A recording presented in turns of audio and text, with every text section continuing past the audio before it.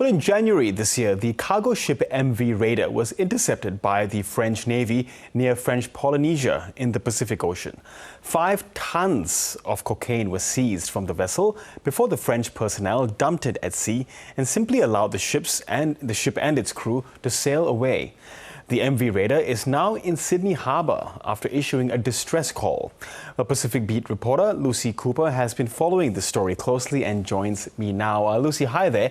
Firstly, what's behind this distress call and how did the MV Raider end up moored in Sydney?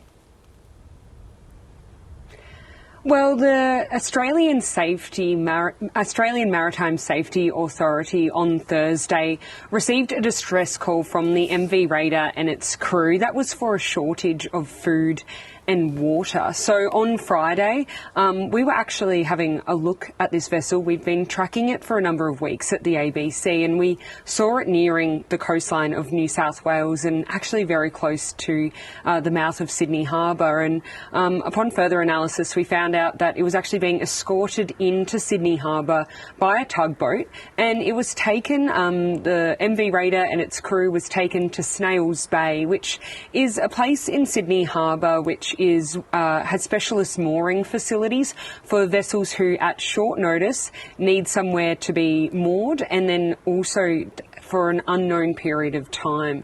So this kind of set off all the alarm bells to really realise that the MV Raider had made it into domestic waters. Yeah, so given what happened, earlier this year with that massive drug haul off French Polynesia, what can you tell us about the ship's captain and crew?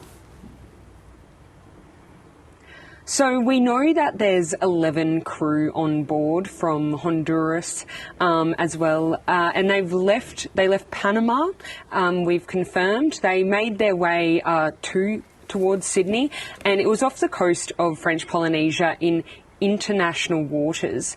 So it must be noted that it's not in domestic waters that they the French authorities went on board. They seized nearly 5 tonnes of cocaine, and this is very common practice in the Pacific. It's called essentially catch and release. So they dropped that nearly 5 tonnes of cocaine into the ocean.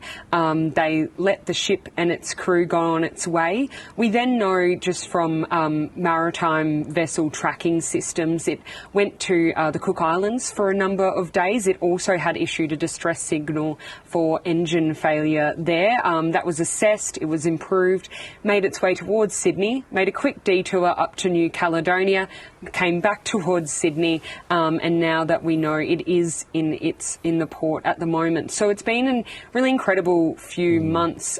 This really all kicked off late Jan, early Feb, that we've been assessing this ship.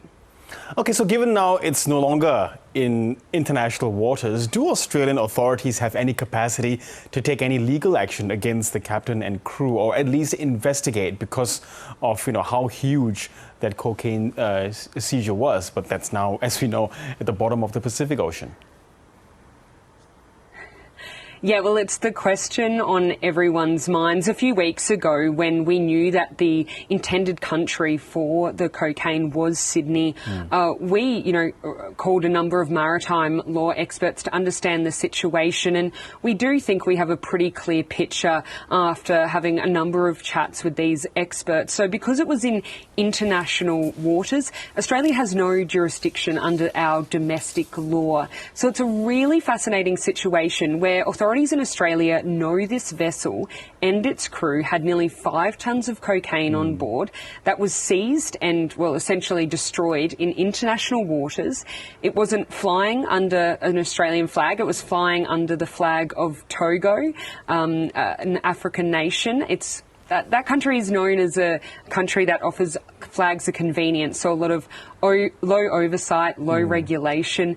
French authorities, they say that they didn't place any arrest because their prisons in New Caledonia, in French Polynesia, are too full, and so the crew made its way into Australia, and there is now this bit of a political game.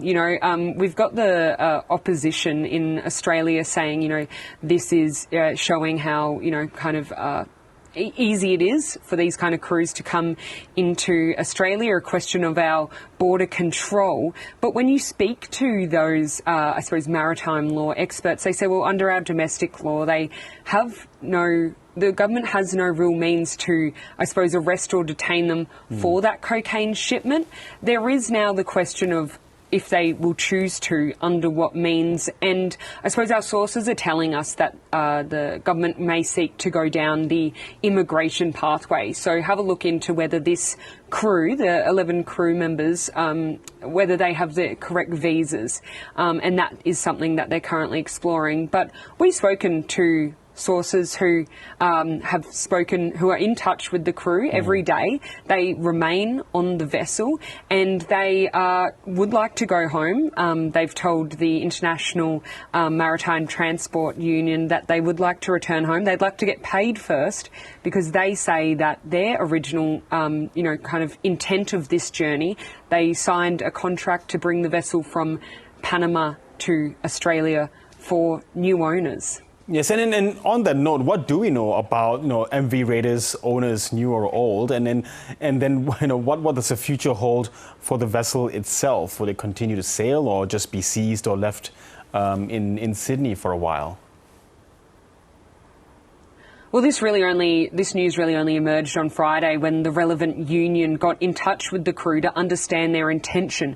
Why have they come to Australia? That's a question on everyone's lips. If you're, kind of found with 5 tons of cocaine on board, why would you continue on to the destination country? And the crew said, well, that wasn't the intention of the journey. They signed a employment agreement that a new owner in Australia had bought the MV Raider and would like it brought from Panama to Sydney.